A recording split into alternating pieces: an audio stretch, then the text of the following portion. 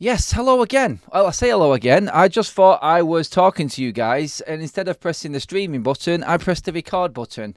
I was too busy talking for the last 2 minutes. Absolute dross, it would seem, because none of yous actually paying any attention. It's not your fault, it's mine. I pressed the wrong button. I do apologise. Let's kickstart it. It is Good Friday. Happy Easter, everybody. Zerbi, he's on his way to Liverpool because Xabi Alonso is not going there. Is that good news for us? I think it's fantastic news. Zerbi not being at United. I don't want him. I'd rather have Ten Hag. I'll tell you why. I'll get into that. I did the Dan Ashworth update this morning. If you haven't seen that video, I'll just go over things a little bit again. We're going to talk about what Ten Hag is going to say, because obviously he is going to be talking to the media ahead of this weekend's game against Brentford. He's going to be talking to the media in the next couple of hours. So we're going to play a game of what will Ten Hag say. There is already news circulating about Manchester United's injured players and who is coming back for the game. We'll get into that. Transfer news in the defence department yet again, but a little bit more detail on that. And absolutely everything else. We did put the little video out this morning. Thanks for tuning into that one, guys, about Dan Ashworth and what is going on there. It's now your chance to get involved in the chat and actually tell me how you feel about everything. So, let's get on with the show. Let's get into everything that's happening at United. First of all, please give the video a like and obviously subscribe to the channel. We're already well on the way with the likes. Thank you so much, everybody. Hope you're all terrific and having a fantastic start to Easter. Anyone dived into the chocolate yet? I have to admit it, but yes. So this morning we talked about Dan Ashworth.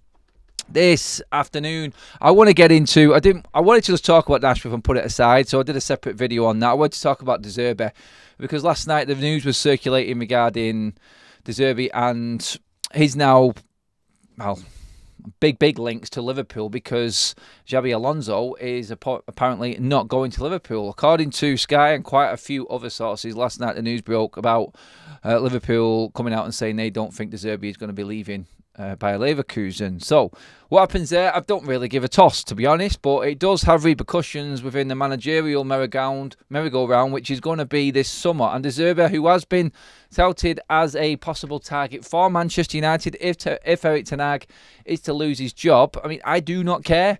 Honestly, I don't want Zerbi as manager. I had him right down on my list of 10 managers that have been linked with United this summer. He was round about 7th or 8th. So I think United are dodging a bullet here. And you know what? Liverpool are more than welcome to him, in my eyes. Another crazed lunatic on the side of the pitch is perfect for Liverpool. Go ahead. Yep, go ahead. Liverpool are in a completely different situation to Manchester United. It is a downgrade on Klopp. Nearly every manager on the planet, barring Pep, is probably a downgrade on Klopp. Zidane, Ancelotti, you could argue them too, but it's a very difficult situation for them to actually find an upgrade. Manchester United right now don't need a manager. We've got one. Liverpool's situation is completely different. So, Zerbi going there, I think, yeah, I can understand why. Style of football, it's sometimes pretty. I don't think it has been that good this season for Brighton, which is why they are where they are in the league. Like, they have been found out, in my opinion. And I just feel like it is too much of a step for Zerbi to move into the Manchester United hot seat. I think it suits him better going to Liverpool because everything's set up there already. And expectation-wise, what you're expecting, no one's going to expect him to be as good as Klopp at first. So we maybe get a little bit of a grace period. But with that structure already behind him, I think it suits him there. At United, no, I think he is the worst possible candidate right now. Barring, obviously, the obvious waistcoat man. Yep. I would take him ahead of waistcoat man, I'll say that, as much as that. But yeah, he's very, very low down my list of managers that I would take at Manchester United, Zerbi. I just feel like his success was built off the back of what Potter made at Brighton. I thought they were playing great football then. I think he's carried it on. He's got a good structure behind him there.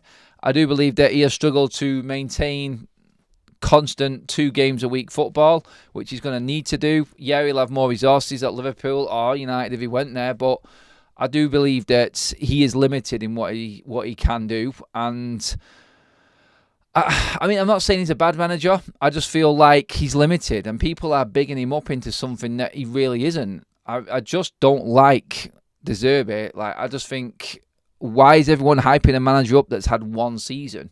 If you were to rate him this season, where would you rate Zerbi? Like, why are we only looking at what he's done last season? Why is no one looking at the second season syndrome? Why? Because he's not at a big club.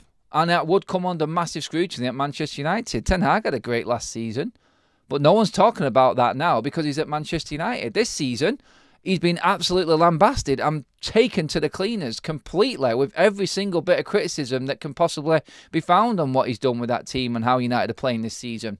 Quite rightly so. We're a big club and we expect things. Expectation levels are high at Manchester United, not at Brighton. And that's clearly shown this season. Now, people are still letting this man off after having a poor second season, because it has been from where they were last season, in my opinion. And eventually, that conveyor belt at Brighton of bringing these young, talented players through and finding these gems will run out, and they will turn into the new Southampton. Running out of young players and trying to balance their books by selling all of these players on.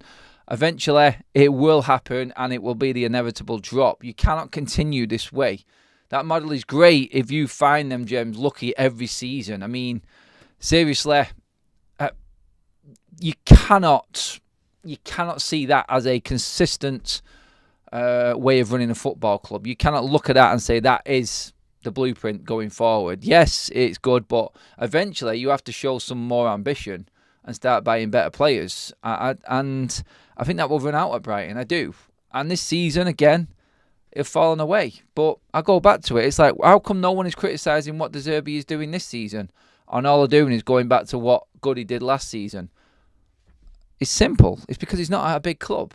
Like, Erik ten Hag is in exactly the same situation as Zerbi is.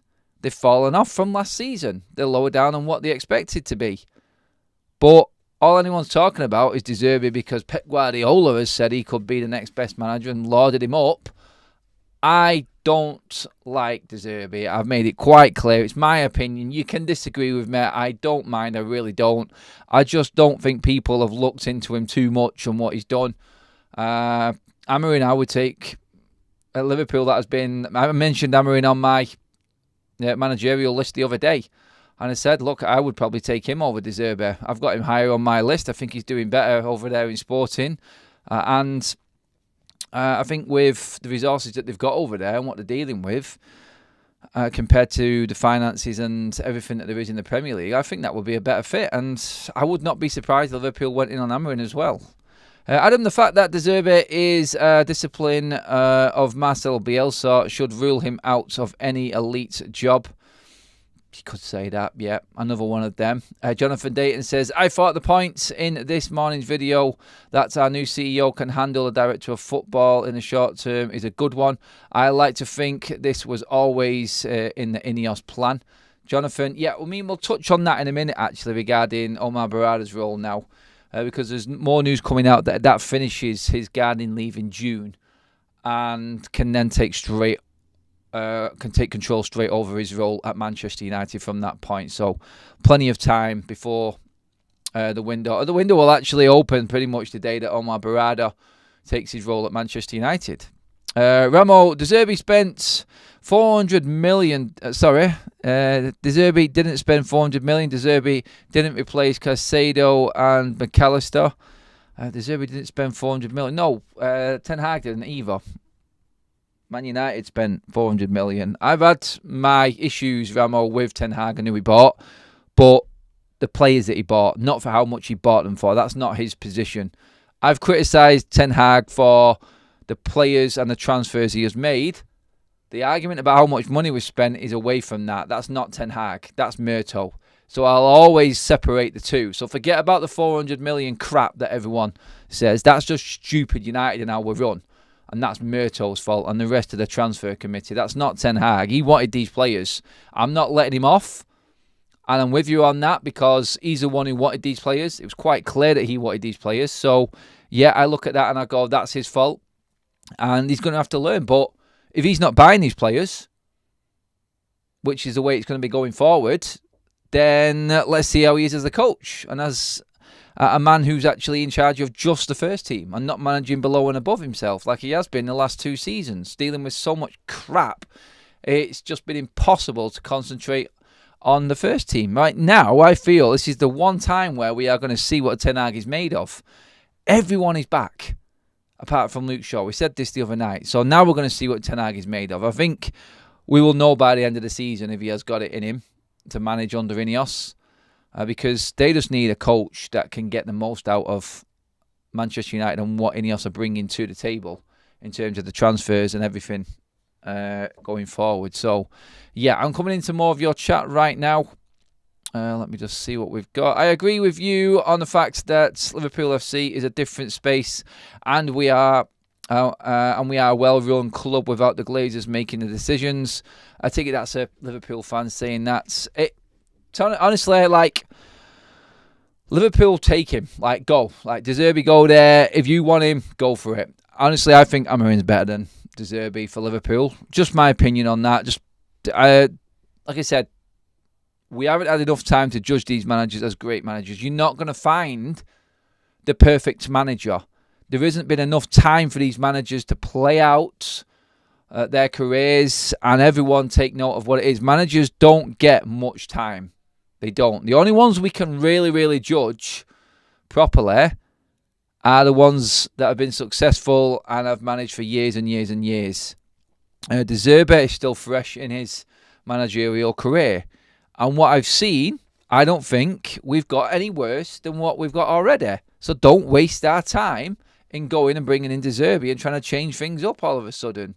Keep Ten Hag is what I'm saying on that one. So I'm not bothered if De Zerbi goes somewhere else. I'm really not. I just don't like... I don't like his attitude, and I don't like his sort of like temperament on the side of the pitch either. He's a bit of a loose cannon. And you know what? We don't need any craziness right now at United. We really don't. Liverpool fans in the chat, get ready for mid-table obscurity next season. I don't know. I'd be careful. I'll be looking at our own shit before I started slacking off Liverpool verbal. I know what you're saying on that, and it is great to have banter, but I'd feel a lot more confident if we finished the season strongly, and I felt good about going into next season with Ten Hag before I started saying that. We can afford 20 million. Paying it, though, would be ludicrous to make us look weak. I mean, yeah, going into the Ashworth situation right now, some idiots in the social media world would make it out that United cannot afford, Ineos cannot afford Dan Ashworth. Yes, we can. Of course we can. But the point is, like I said this morning, Ineos have said and set the precedent that they will not be taken to a place they don't want to go when it comes to negotiating. They have a mark and they won't go above it. Simple. It's not that we can't afford it. Of course we can afford Dan Ashworth. But it's not the point. The point is actually setting the standard in terms of what we are now like, what Manchester United are now like and how we go forward. Like, for Sir Jim Ratcliffe to come out and say, look, it's ludicrous the price that Newcastle want in an interview, along with all of the rumours and reports coming out from the meetings with United staff before Ineos were announced about how Manchester United, in Ineos' eyes, have to be a bit sterner and a bit more aggressive in negotiating and not succumb to these stupid, ridiculous prices that they're being offered and that's being demanded of. I think they've set the stall out fine here. Do you know what? I'd rather not, and I've said this before.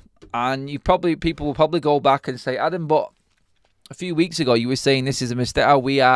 It was a mistake in how we went in so bullish and talking up Dan Ashworth, and how Ineos went in and were, let's just say, confident that they could get the deal done, like what Sir Jim Ratcliffe was saying. Yeah, I understand what I said there, and I'm still sticking with that I think it was a mistake that they went in. So, we've got Ashworth, and it's not going to be that simple. Newcastle are not going to just bend over for Manchester United and say, there you go, take one of our key cogs out of our well-oiled machine. It's not going to happen. They're going to take United as far as they can and make it as awkward as possible, and that's what's happening now.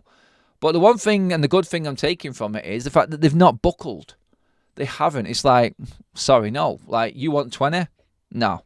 He's already on gardening leave. He wants to come to us. We'll wait it out. We've got enough good people already in situ at the club that we can just see through this period. The only slight concern I've got, again, and I'll come back to it, is the 3-year process. I would have preferred Dan Ashworth to be in situ for this crazy summer that's coming, but it's not to be. So what? Do you know what? The long term is better. I just wish he didn't say the 3 years, because everyone's going to come in on Ineos if nothing's happened in them 3 years now. He could have just played it down a little bit. Like, I don't know how he would have done it, but he didn't have to say 3 years. But I would rather look at this as a long term. Like 5 to 10 years down the line, if everyone knows when United are at the table, we're not going to just succumb to that first offer that goes in. Like, we're not going to give the clubs who we're bidding on their players for everything that they want. We're going to negotiate hard, and we're going to make it clear that Manchester United are not to be messed around with. And like I said in the video earlier on today, Omar Barada coming in, he's going to work along them lines, because he has notoriously got that reputation for being that hard negotiator, saying no to deals, even if it means losing the player. So what? We have our mark, we have our target and our set price. We do not go above it. We negotiate as best we can and make the deal work for us. Otherwise, it does not happen. Simple. Make it clear from the get-go. And I think that's what United have done and made mistakes with in the past. We have got better over the years. Like, I didn't like paying a loan fee for Amrabat, but when you look at it, I mean, they were proved right in that deal, that we did not jump the gun and then get stuck with this player. We could just send him back, see you later, wages off the books. Did not work out. Signs like that are good for us as fans, knowing that United are changing tactics and working in a different way altogether. So, yeah, I look at it and I go, I think this is how Manchester United are going to be. And hopefully we can be this way when it comes to selling players, which is probably more important than anything right now, because we need to recoup money that the previous regimes have completely blown away. So I look at it that way and go, that's a positive. Hopefully we'll get the most for Greenwood. Hopefully we'll get the most for Jadon Sancho. As I said, I've given up on the likes of Danny van der Beek, but still, I think it's a good thing. Going into what is being reported right now, quickly on all of this, and if there's any updates on anything. Omar Barada's gardening leave at Manchester City will end in June. He will then take up his new role at Manchester United. City are aware he has continued to meet with United executives, but are relaxed about it. That's crazy compared to like what we're dealing with Newcastle right now, and how much of a rivalry there is between us and City. How smooth this Omar Barada deal has gone is crazy. It really is. Into other news quickly, just to make sure. Gary Neville has been talking as well regarding the managerial situation. He said, when I look at the options, we could end up with someone who isn't as good as Erik ten Hag and hasn't got his pedigree. Ten Hag also has 2 years of experience at United now. The fact he's had that good first season and then a difficult one, so I'm just reading on more here, means he should be better for it. Is Gary Neville like listening to our shows? Like, it's exactly what I have said. Like, he's got the 2 years experience at United. He knows better than any other manager on the planet right now how Manchester United is changing and what's going on at the football club. The Zerbi would be a complete going back 2 years situation for me in this. It really would.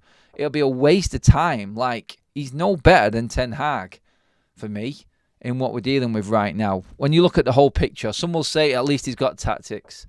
At least he has a way of playing and a style of play.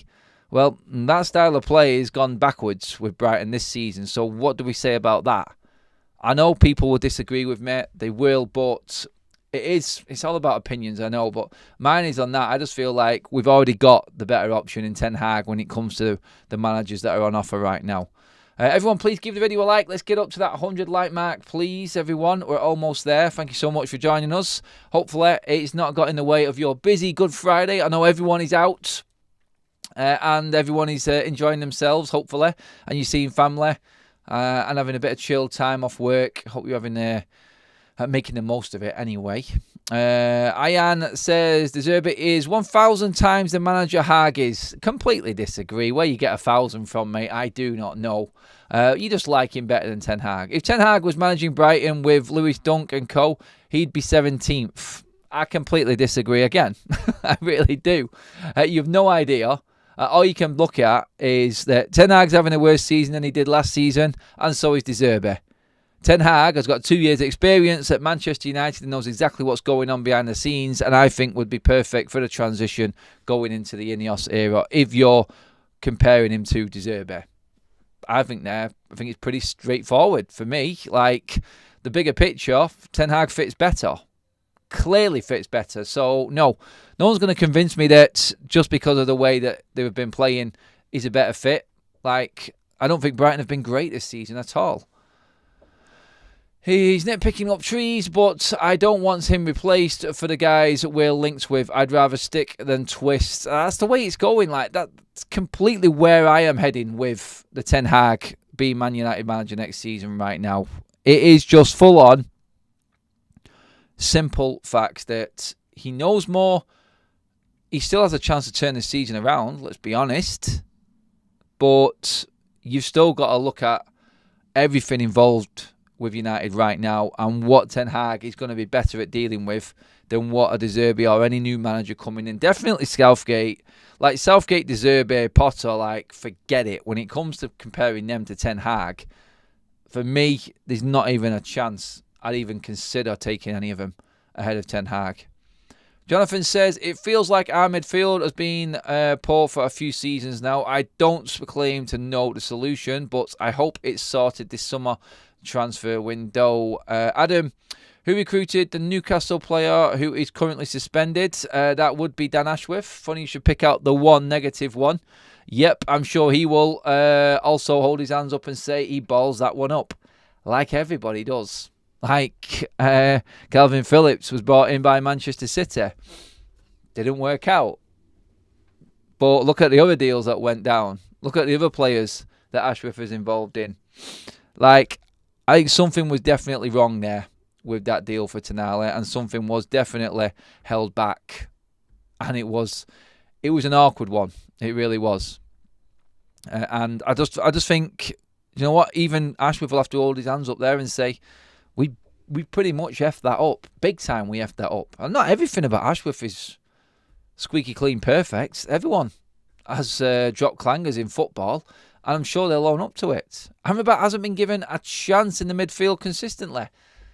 Because he's not good enough, Michael, I would think. He just looks too slow for the league. He does look like... I mean, honestly, are you going to pick anyone? Are you going to pick him ahead of anyone else in our midfield with our options right now? It's not. You're not, are you? You're really not.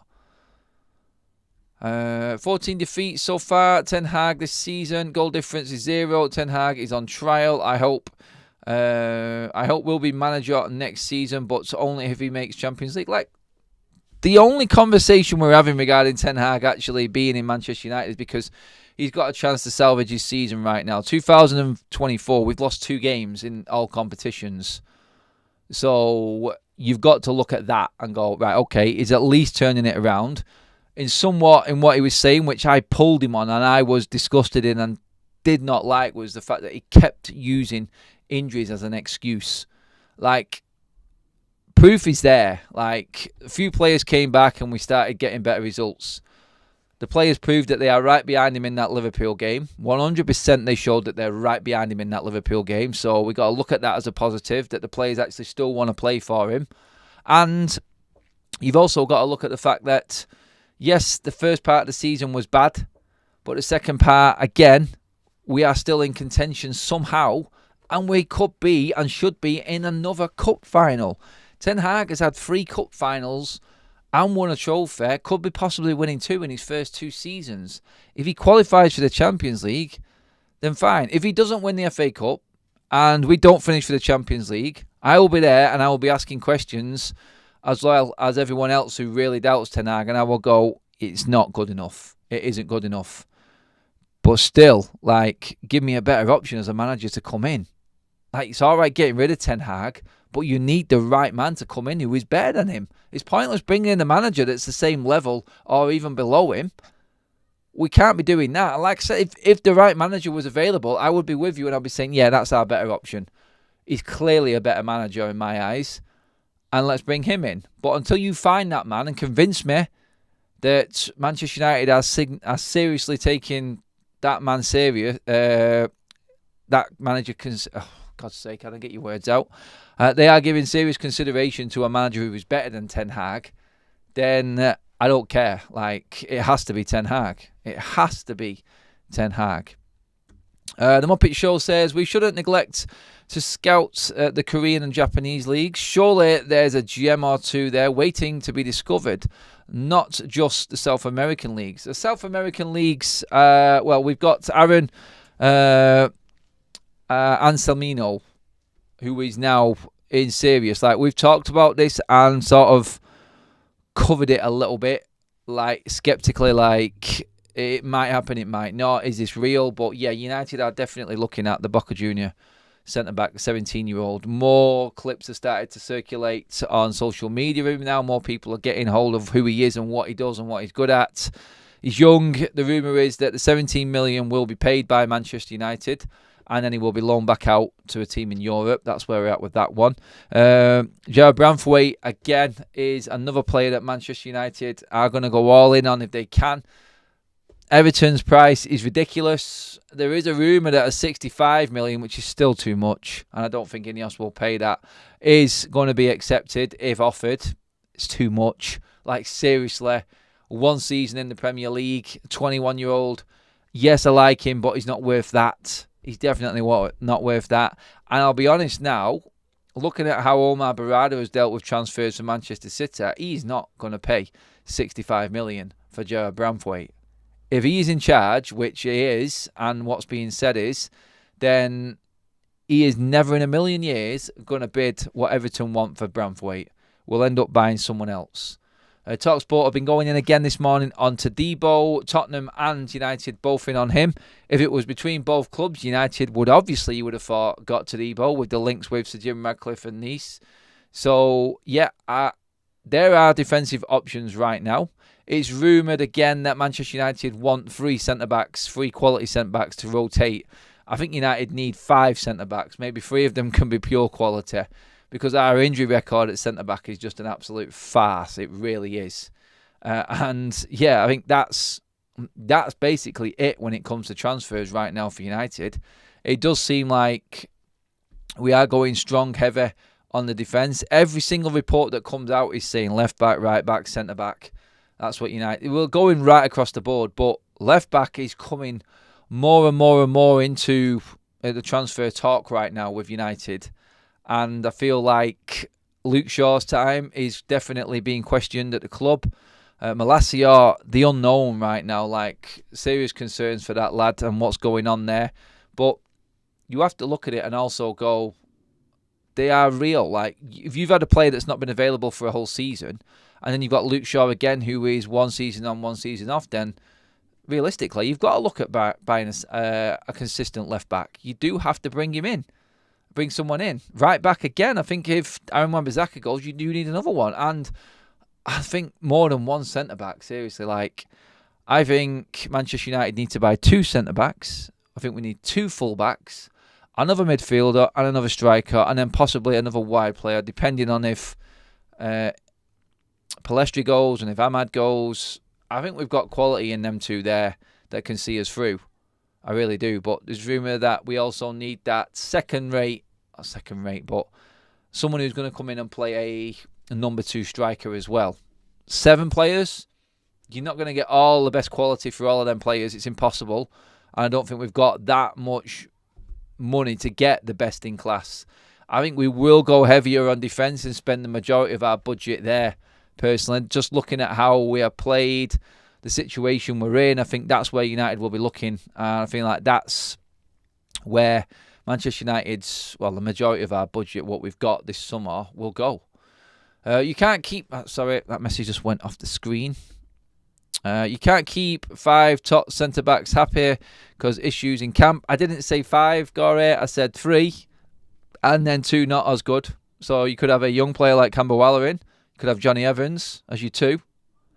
And then you've got Martinez and either Varane if he stays and one other. Personally, some people would say you could have Maguire if Varane leaves.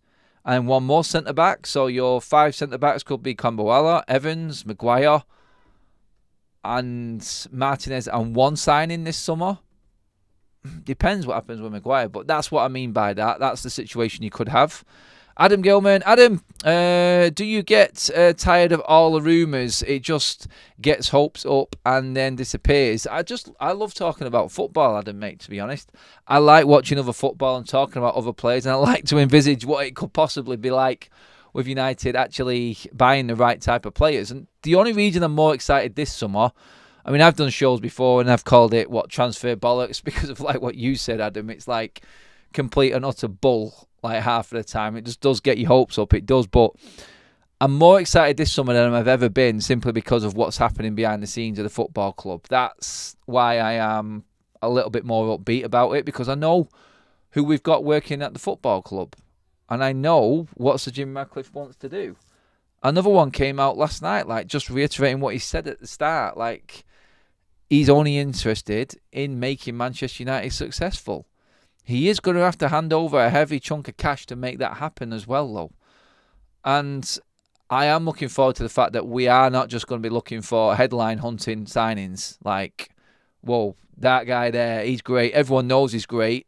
Let's just go and get him because everyone thinks he's good. How about you go find that player before he became that player, if that makes sense? That's what I'm looking forward to. I'm looking forward to the unknown players like, ooh, what's this guy got? Like, the Palestri and Ahmad, when United did them deals, it's like, what have we got here? It's like there's loads of hype and loads of noise about them, but we just never see them players because they don't get the opportunity in the team. Because we've got the so-called big guns, the blockers as I call them, getting in the bleeding way. Now, Ahmad's come through and he looks like a bleeding world beater after the game against Liverpool. Palestri's playing well at Granada right now. He's played every single game. He's had a great start there. You know what? When he comes back, if Ten Hag is there, I think we sell him and make money. I wouldn't like it. I would love to have seen him in that squad. Do you know what it's like? You've got Elise, who we're looking at on that right wing, who offers a lot, but is a bit of an injury concern, and a big chunk of our budget. Or you've got Palestri, who's already here, and Ahmad, who's already here, who can play on that side. Where do you go? Do you invest the money in Elise, knowing that you need so much at the back? These are the sort of conversations I like to have and go and balance it out and say, there are options for United there already that we've got, but we just don't seem to be able to get the best out. Like, we're seeing something that United are not, or Ten Hag isn't. And I fully expect rumours to be rife with Ahmad and Palestri leaving the football club this summer. I don't want it to happen. I'm just saying I think that's what will happen, especially if someone like Elise comes in. Super chat from Thomas. Thank you, Thomas. We need to give Ten Hag another season. Ollie got 3 years and left the club in a mess. 2.5, I think he got. Yeah, he went in his third year. There's no noises or rumours at all regarding Ten Hag's new contract right now, either. So that's an interesting one. Very interesting. Carl says, Ollie didn't leave the club in a mess, mate. The board did. They by allowing player power to rule. Ollie foolishly trusted kids he'd known for a decade, and they sucker punched him. Some elements of truth to that. I hope we give Erik Ten Hag another season, but I can't argue with those that don't. We still have to see. We're still not seeing Erik Ten Hag's style of football. We were expecting. United, that was from Jonathan. United Spotlight says, Mount isn't a bad player. I think it's fine signing. I think it's a fine signing. Okay, injured, but 50 million for a Champions League winner and one of our rivals' best players. He will turn good. Anthony, on the other hand, pure flop. I mean, Anthony wasn't bad against Liverpool. Thought he actually showed up for us there. Right, let's get into what we think is going to happen in the press conference. We're going to do the pre-Ten Hag presser rather than the presser. It's boring talking about what Ten Hag says because he always lets us down. So let's talk about what we think he might say in this press conference. Obviously, the first question is going to be who is back. It's always the same one. We say this every single time. The question coming from the media will be, hello, Eric. Can you please give us any updates on the injury front and who might be available that wasn't available in the last game? In exact words. Trust me on that one. When you watch it later, if you get a chance, if you're not busy out for Easter and that, then that's how it will be put across. And And he will answer with the players that we really want to know about, which is Casemiro, who United Insider has told me is fit. He said he was fit for the Liverpool game, so I do not expect him to be missing. Who he comes in for after that great performance against Liverpool, I don't know. My guess is McTominay, Casemiro, Bruno and Mainu in midfield against Brentford. I don't mind it. The other one, obviously, Martinez. We're hearing that there is a late fitness test on him and Maguire for the game against Brentford. So we could have a fully fit centre-back roster of 5 or 6 to choose from for this game. It's like, woohoo! Finally, we've got some options. Our picks, clearly, I would say, for this game, Varane is a surefire. Martinez, if he's fit. If Martinez isn't fit, we go with Johnny Evans. I think that's simple. But yeah, Ten Hag will be talking about the injuries first and foremost. He will be talking about Marcus Rashford. I think if he is fit, I think that one will come up because obviously he didn't get game time for England, or 15 minutes anyway. Kobbie Mainoo question will come up about how well he's done. I think that one will come up as well. Maybe some talk on his future, an awkward question. More than likely coming from the likes of Samuel Luckhurst or someone like that. So I'm guessing will happen, which is inevitable. Like, how important now is it that you finished these last 12 games of the season strong and win a trophy? Is this what it's going to take? Is that what it's going to take to keep your job? Somewhere along them lines, do you feel the pressure that you need to now win something this season to keep your job at Manchester United? And he'll probably swerve around that question, as he always does, as all managers seem to know.